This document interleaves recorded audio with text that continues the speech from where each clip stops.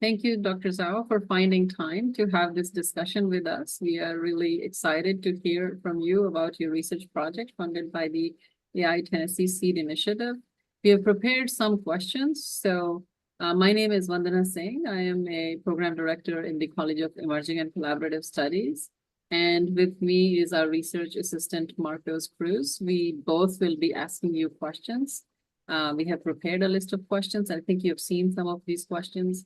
We have done a little bit of revision to them, but they're pretty much the same questions, just merged some and asking them. So is it okay if we get started now? Yeah, sounds good.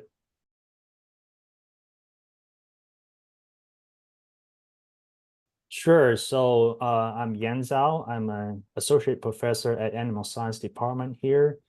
And I've been here for almost 4 years, because I started here in Tennessee in August 2020. And so my research focused on precision poultry management. And I have a split appointment with 80% research and 20% teaching. So that means I'm also teaching here at our department on poultry management capstone course. And well, again, my interest is precision poultry farming, using the technologies to do real-time monitoring of poultry environment and the poultry themselves, which can be used to assist the farmers in flock management.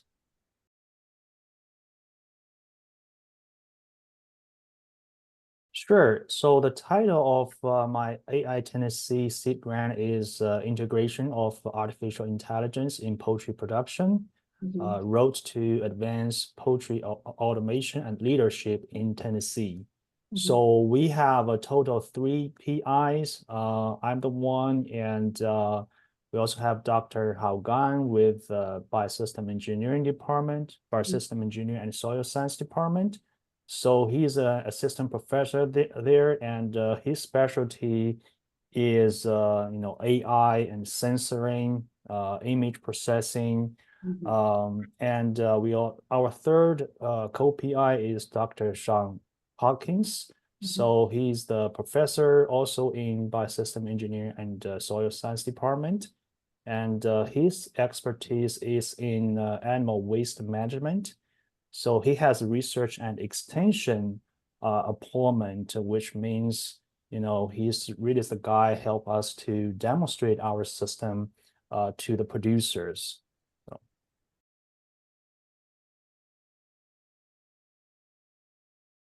So I've been working with poultry for 18, 19 years so far. So now poultry farmers have to spend a lot of hours in their barns every day to inspect their birds and equipment.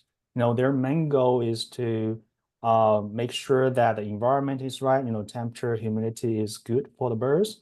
They need to make sure that there are feed and water for the birds, so they have basic things to live.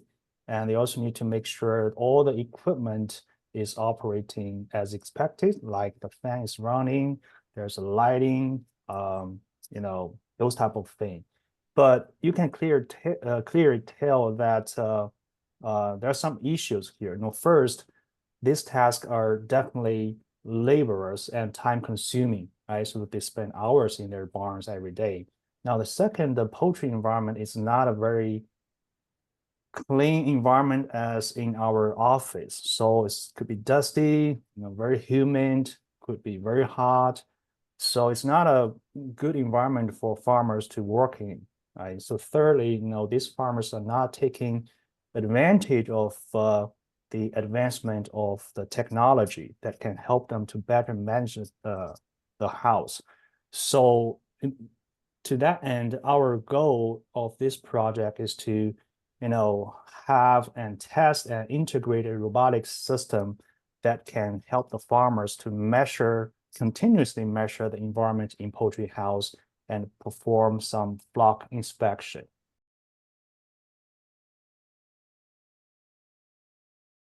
Now, the main challenge, there's a few challenges. First is the cost issue. So we know that the profitability of the poultry farming is not that high, right?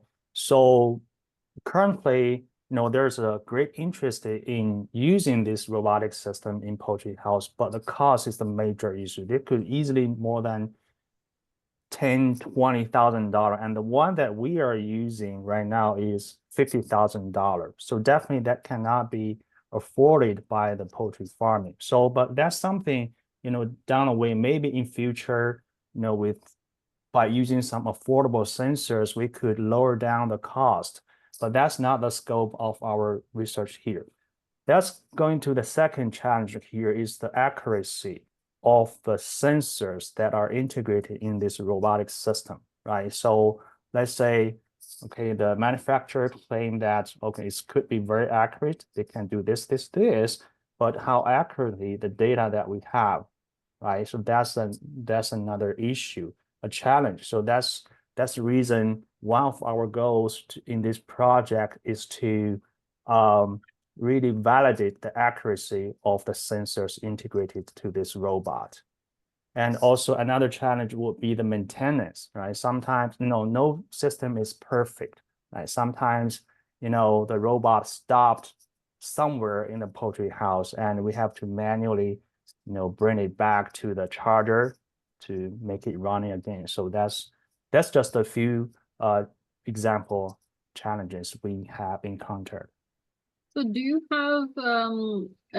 have any challenges from like the farmer's perspective for adoption? Are they open to this? Is this something like have you just, is farmers as a stakeholder input in your as part of your research?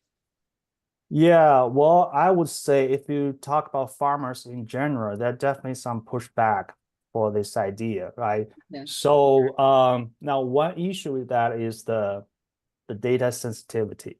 So they are very careful about using cameras in their house because in the past there are some instances that the image or the videos taken inside a farm were used against this poultry farming. So they are very cautious about that. Privacy issues, yeah. Yeah. But on the other hand, we also see some very proactive farmers which want to use this technology, take advantage of them. So the one that we are collaborating with us is very proactive. So you like to use this technology? Yeah. Could you explain this potential social impact, like in simpler terms of how it could affect the farmers on a larger scale? Oh yeah. So now this project is just a starting point in the long run, but eventually we expect this type of research will improve the production efficiency, resilient and sustainability of the entire poultry production. Now, nowadays, one of the challenge in poultry production is the labor shortage. So we cannot find enough skilled farmers to do this. So if we have some system that can help to do the flock inspection, that definitely save time for the farmers. Now, instead of four houses on their farm, they could have more houses, right? So make more efficient in their production. Now, on the other hand, the farmers need to face this technology. So traditional farmers, many of them, they are not very familiar with the technology, right? So, but for next generation of farmer, they will have to, need to be better prepared and embrace this new technology to assist their farm management. So, yeah.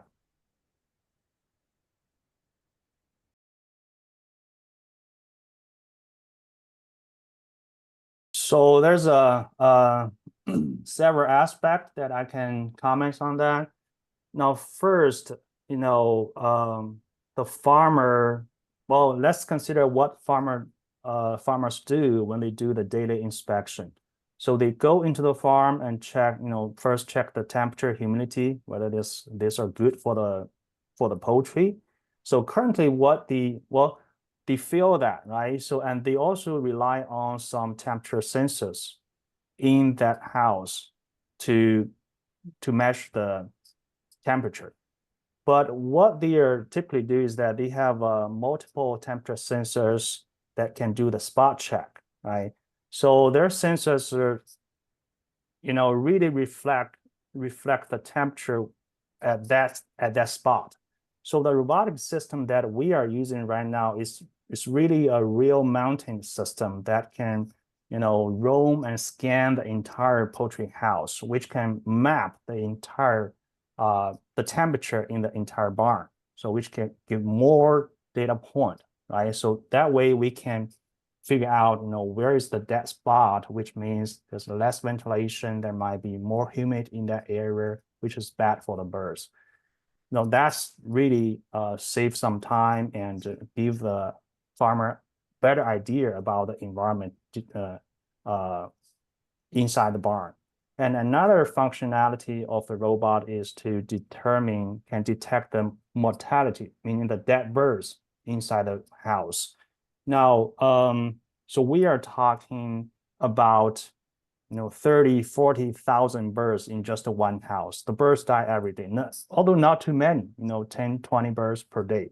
But still, the farmers need to go into the barn and try to find those mortalities and remove them out of the house. It takes a lot of time and efforts. Now, if the robot can automatically identify those mortality, and it can give a summary to the farmer, let's say, where are those mortalities? So that's really save time for the farmer in terms of searching those dead birds. Right?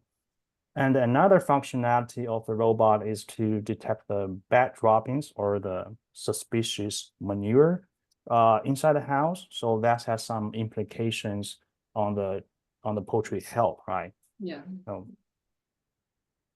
Yeah, I think all of it is involved with the hygiene as well, which eventually then impacts the quality of the produce, right? yes, and also the quality, Yeah.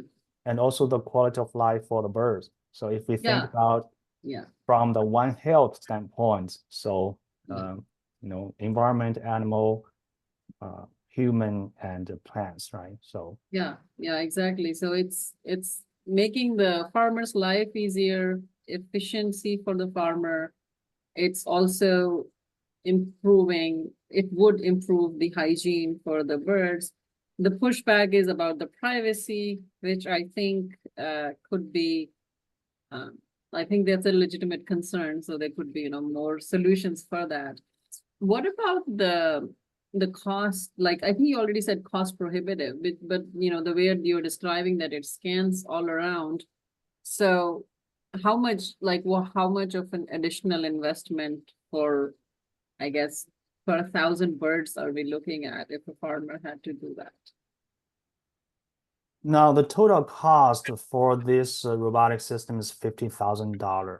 Yeah. Now that's the initial investment on that, but this is really one of the few robotic systems that are being used in the US, and there's a very new system actually here. So of course, sometimes it stops somewhere in the barn and we have to figure out what's the problem. Sometimes we need to call their technical support to visit us, but Right. that cost is not associated with us, but is definitely need to be considered, right? So as a whole cost of this type of system. So hopefully in the future, they will improve their products, so reduce the number of visits to fix this problem. But yeah, so right now the cost is high.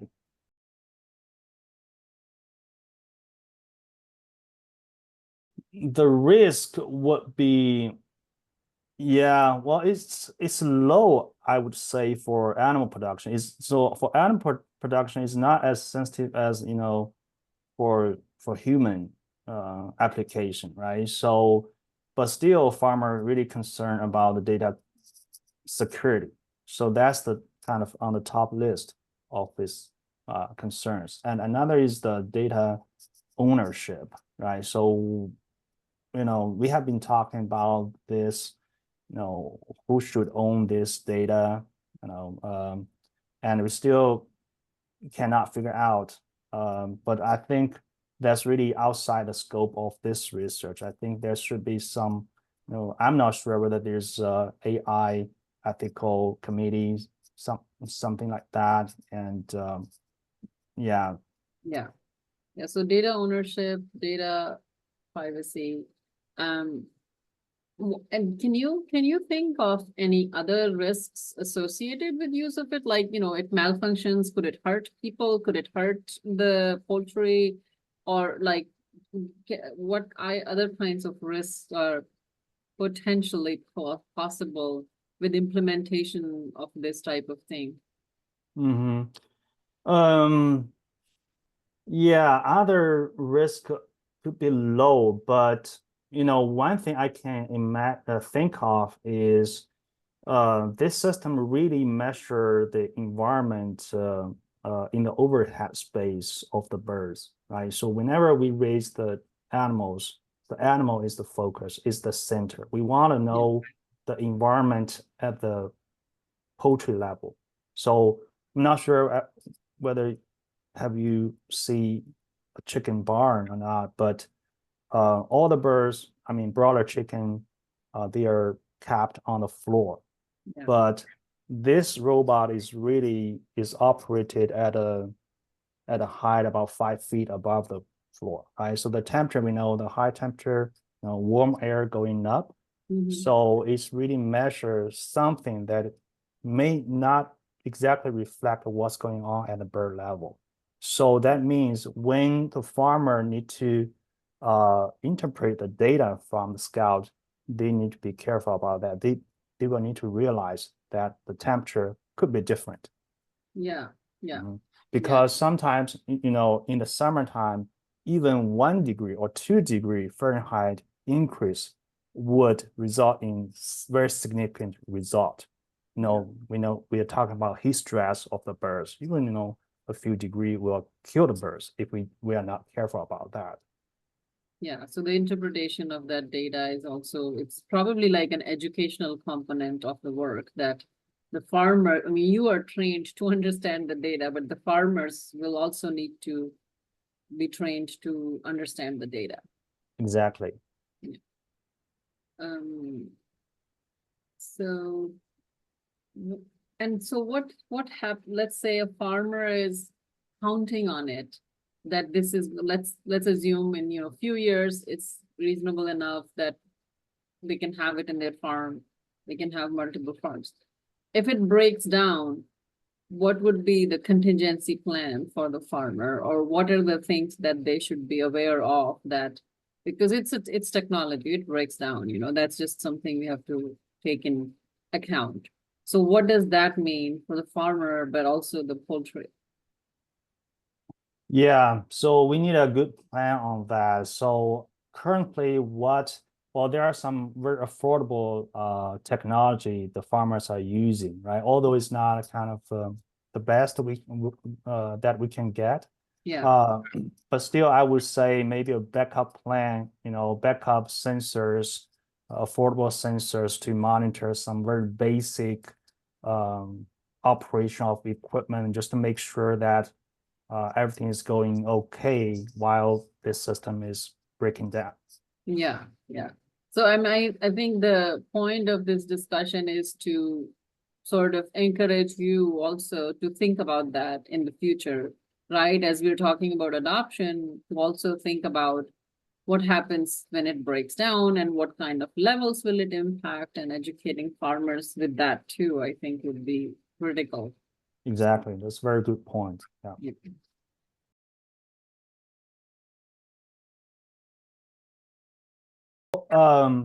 Actually, so although I'm working on precision poultry management, we have more general term. We call it precision livestock farming, or PLF.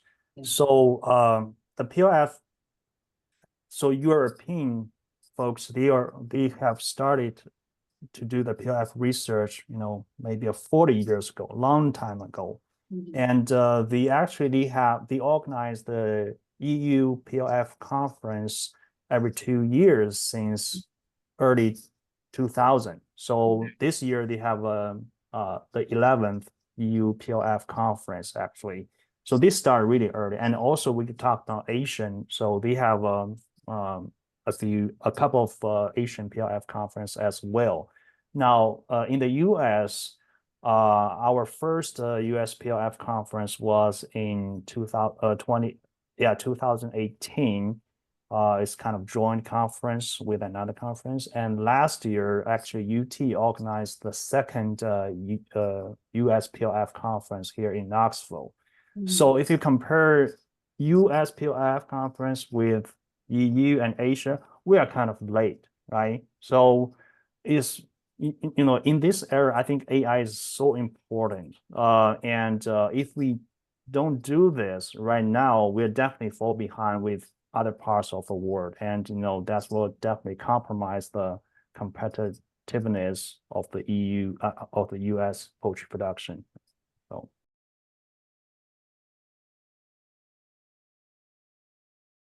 Yeah, actually not really, because this system is really doing a kind of it's overhead space. It has nothing to do contact with the poultry, so it has less animal welfare concern, and it's really good for the animal welfare because I was talking about the functionality of detecting bad droppings, right? So that is that typically in the past is typically done and also right now done by the farmer. So they go to the farm to check those things. And of course, farmer cannot stay in the house for too long, right? So, but this robot can really do it continuously. And once it detects any suspicious droppings, which has potential poultry health issue, it will send a report to the farmer. And, then the farmer can do some early intervention, contact the vet or whatever. So it has some positive impact on the animal welfare as well. So, but other than that, I don't have any concern on the ethical issue. Well, I think, one of the issues that you mentioned, which I think, since this was a small project, but I'm sure you're planning for much larger projects with this type of research going forward, I think it would be important to engage some privacy, right? Privacy experts or some people who could help you communicate with the farmers, their concerns, and then how you could address them in the next iteration of either the technology. So I think that is a massive ethics thing. And I think your project can make contributions to it because if you understand the exact concerns of the farmers of why they think, why were they giving you pushback, then I think you can, from the get-go, provide solutions of how this is not a privacy issue or how it will mitigate privacy issues.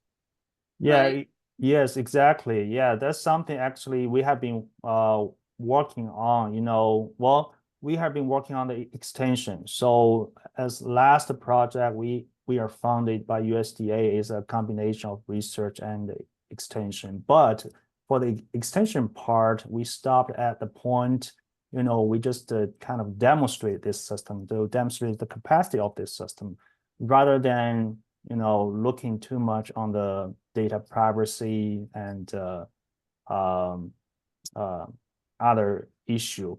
But on the other hand, we also conducting producer survey. We try to understand what they need, whether they are familiar with this technology, what's the priority, like the environment aspect or animal welfare, which one you want to start with, right?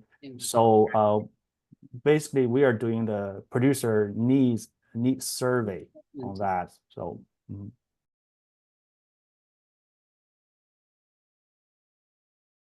Yeah, actually, I need to understand what the social justice mean, but I can talk about it, from the aspect of climate change. We have a challenge on that for sure, and we need to, make sure that our production is efficient, more and more efficient, right? So right now, there's kind of a conflict between the animal welfare and production efficiency. For Yeah. instance, right now I just talked about that, we could have 40,000 birds in just one house. It's, at the end of the production cycle, it could be very crowded.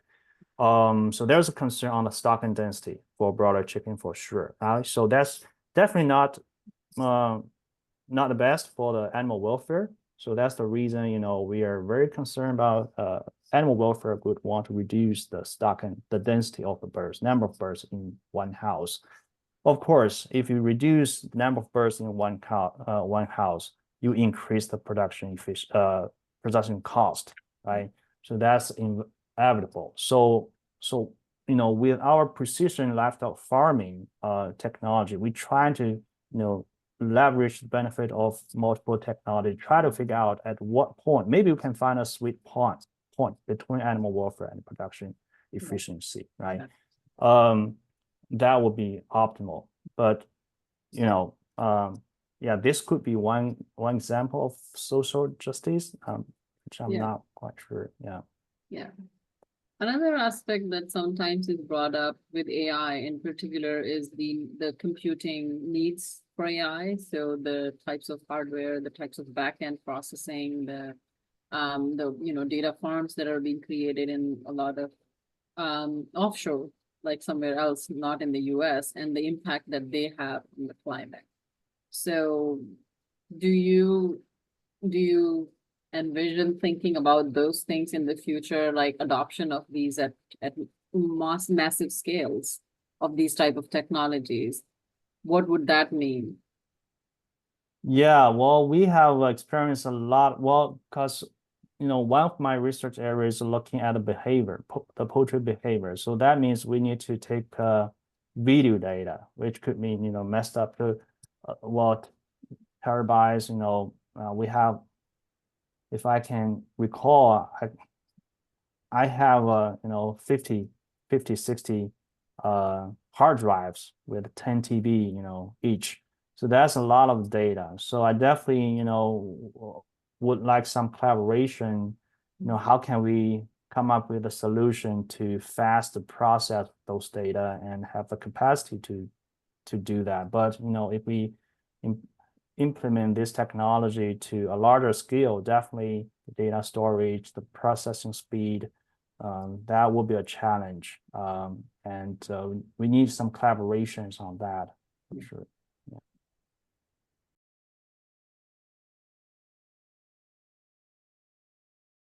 I can think about two questions. One is the student hiring, right? So right now is the area that I'm working on is really multidisciplinary research. So I need the student with animal science background, with ag engineering background, and maybe computer science background. It's really multiple disciplinary research. So I'm experiencing the challenge to hire graduate students. So that could be something, could ask other interviewees Yes. about their idea on that. And another question could be, how can we figure out an effective way of collaboration, either among the researchers and also between the research and companies. Right now, we have startup companies or some already well-established companies, but sometimes I feel that they could reach out to us to ask, okay, what you are doing and whether there's some possibility for collaboration. Yeah. Now, after the first meeting, then it's done. So I'm not sure what's the way, to continue this, really work together effectively to make something out that can eventually benefit the end user, which means the poultry farmer, right? Yeah. So that's the challenge. And also for the researchers, I have been collaborating with computer scientists on that, but of course, they have their own commitment, their own project proposal to work on. So I'm trying to figure out, how can we, find or work better, to find a great collaborator to work with who are interested in this, using the AI in this, animal production. So, Yeah. Yeah, no, I think those are great questions. And I will share with you that, at the new college where I am, the College of Emerging and Collaborative Studies, CACS, we are launching a bachelor's in applied artificial intelligence starting this fall. And so, and then next year, we're launching a master's program in applied artificial intelligence. And the vision is, so you can have students who are in your college but are not knowledgeable in AI, take certificate here or a minor here in AI, and then they would, be able to contribute better.